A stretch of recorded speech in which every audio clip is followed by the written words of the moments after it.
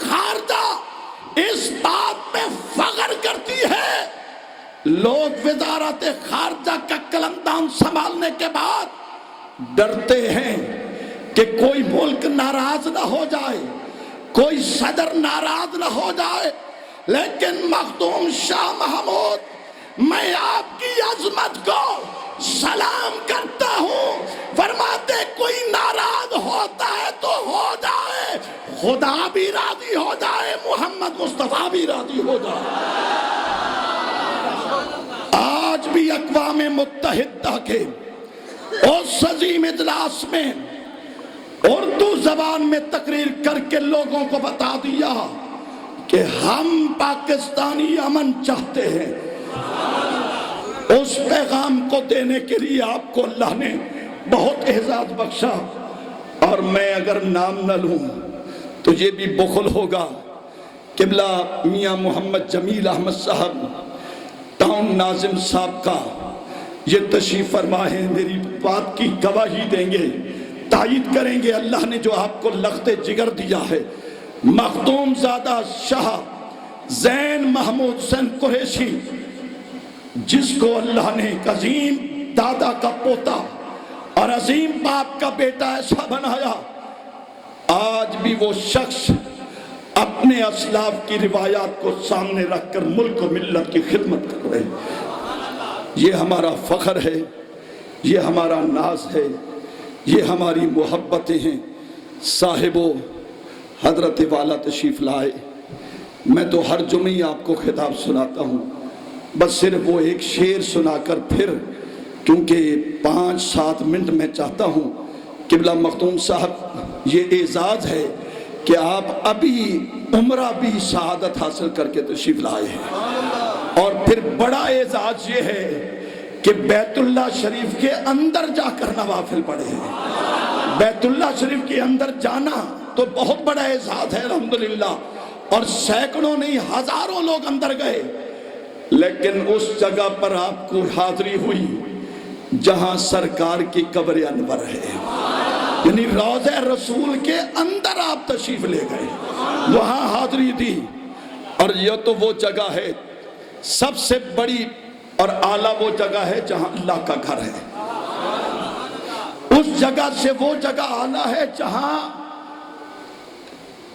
بیت المعمور ہے، بیت المعمور سے وہ جگہ اعلیٰ جہاں عرش معلیٰ، بیت اللہ سے وہ جگہ اعلیٰ جہاں بیت المعمور، بیت المعمور سے وہ جگہ اعلیٰ جہاں عرش معلیٰ، اور عرش معلیٰ سے وہ جگہ اعلیٰ ہے جہاں میرے مصطفیٰ کا جسد اطہر ہے۔ اس مقام پر نوافل پڑھ کے آئے ہیں۔ اس شخصیت کو فقط دنیا کا ایک منصب دار نہ سمجھنا، یہ وہ شخص ہے جس میں غوث العالمین کا خون ہے، یہ وہ شخص ہے جس میں رکن الدین نوری حضوری کا کمال ہے۔ صاحبو، خوشی ہوئی ہے یا نہیں؟ بولو، اگر خوشی ہوئی ہے تو ذرا ایک مرتبہ دل سے کہو سبحان اللہ۔ میں محترم جناب خان مشتاق احمد خان اور محترم ملک محمد رفیق بھٹا صاحب جو مسجد کے متولی ہیں، اور میاں جمیل صاحب کی وساطت سے میں آپ دوستوں کی اجازت کے ساتھ اور خواہش کے ساتھ میں قبلہ مخدوم صاحب سے عرض کرتا ہوں کہ 2-4 جملے پاکستان کی محبتوں کے حوالے سے اور رمضان المقدس کے حوالے سے، تاکہ وہ ہمارے لیے سند بن جائیں۔ اور یہ سن لو پاکستان میں رہنے والوں، پاکستان کل بھی زندہ تھا، پاکستان آج بھی زندہ ہے۔ 14 اگست 1947 دن جمعے کا، اور تمہیں مبارک ہو کہ جو مہینہ رمضان کا تھا اور 27واں روزہ تھا جب پاکستان مارد وجود میں آیا۔ ارے یہی وجہ ہے کہ بڑے بڑے لوگ آ کر کھا کر جڑا ہولے بریسی میں کو شک پیسی کھا دی بیٹھے، ہزاروں سینکڑوں آئے، آ کر کھا کر چلے رب کعبہ کی قسم ہے، پاکستان یہ گنبد خضرا کا فیضان ہے۔ ارے یہ کل بھی زندہ تھا، آج بھی زندہ ہے اور قیامت تک زندہ رہے گا انشاءاللہ۔ قائد اعظم محمد علی جناح کا ایک جملہ ہے کہ اگر میری پشت پر، یہ جملہ سب لوگ ذہن میں رکھیں، اگر میری پشت پر نبی کا ہاتھ نہ ہوتا تو پاکستان کبھی نہ بنتا۔ آج پاکستان یہ بچا ہوا ہے تو سرکار کے جوڑوں کا صدقہ۔ آپ ذرا اگر تیار ہیں تو ذرا مل کر جواب دیجئے تاکہ آواز، آج سالانہ ختم بھی ہے، اعلان کر دیں، آج سالانہ ختم بھی ہے قبلہ مخدوم شاہ محمود حسین قریشی صاحب کے عظیم والد گرامی حضرت قبلہ مخدوم سجاد حسین قریشی، جو اپنی وضاقتہ میں، بردباری میں، محبت میں، گفتار میں، کردار میں اپنی مثال آپ تھے۔ آج ان کا سالانہ ختم مبارک ہے۔ قبلہ مخدوم صاحب کی طرف سے اور میری طرف سے آپ کو دعوت ہے کہ وہاں تشریف لائیں اور وہاں ہزاروں کا اجتماع ہوگا۔ دیکھیں گے کہ غوث العالمین کے شہزادے کا لنگر بھی کھائیں گے، افطاری بھی کریں گے۔ اب میں دعوت دیتا ہوں، آپ ذرا محبت کے ساتھ جواب دیجئے۔ میں ہر ایک کو دیکھ رہا ہوں۔ نعرہ تکبیر، نعرہ رسالت، نعرہ حیدری، حضرت قبلہ مخدوم شاہ محمود حسین قریشی۔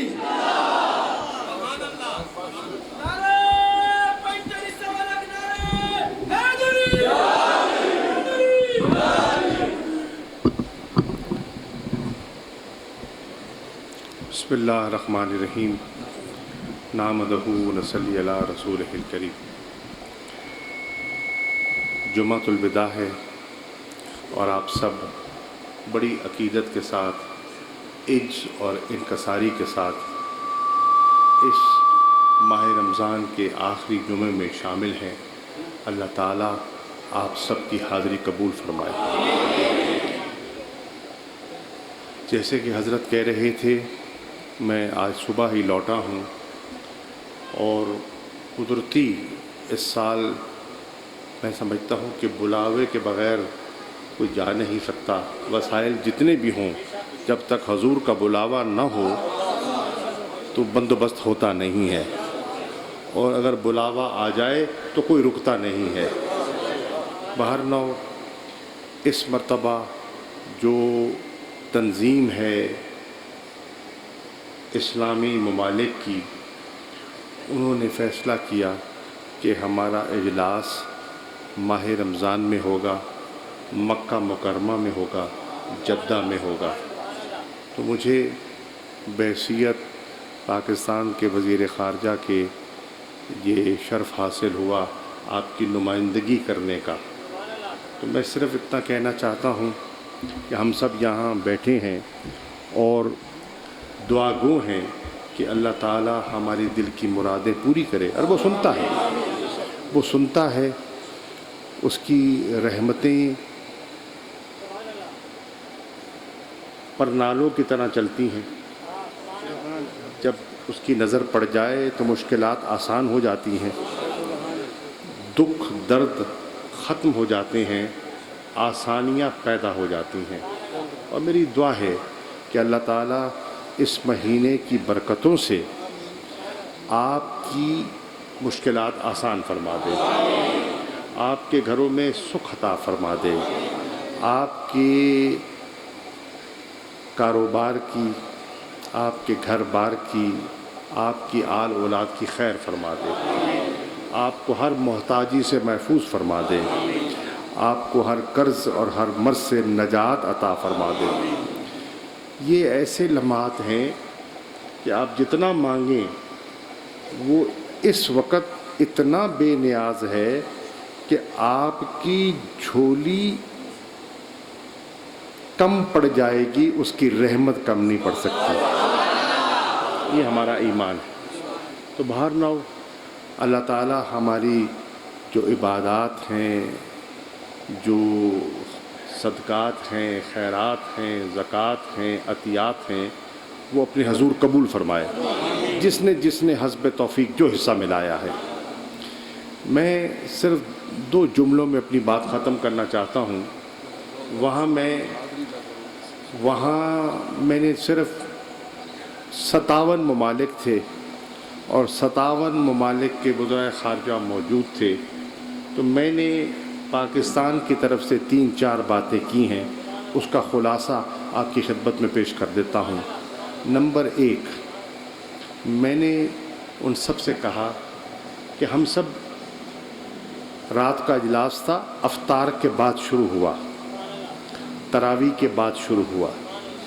میں نے کہا ہم نے افطار بھی کیا ہے، تسلی سے نماز بھی ادا کی ہے اور اچھے ماحول میں بیٹھے ہیں، تو میں آپ کی توجہ اس اچھے ماحول میں مقبوضہ کشمیر کے ان مسلمانوں کی طرف دلوانا چاہتا ہوں جن کو مسجد میں جانے کی بھی دقت محسوس ہوتی ہے،